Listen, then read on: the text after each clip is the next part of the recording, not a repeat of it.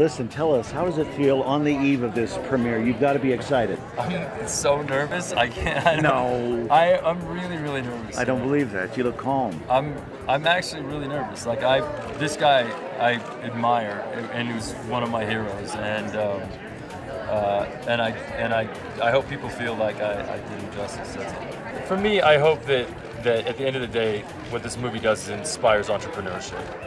I think, like, if I look across the country and I see, job rates and our economy in general, the one thing that we can really do is help ourselves by raising a generation of entrepreneurs. And so I think this movie celebrates one of the greatest entrepreneurs ever to live. Did you learn anything about yourself doing this role of this tremendous mind, Steve Jobs?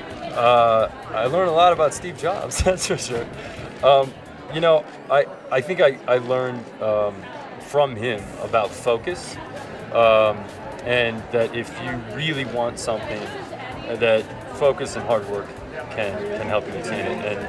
And he had focus like no other. Like, I was talking to a friend of mine who has a company called Path, and he used to work for Steve. And I said, "What's the one thing Steve said to you that impacted you the most?" He said, and we were talking about a product, and Steve said, "There's no virtue in saying no to the things that are easy to say no to," and that's focus.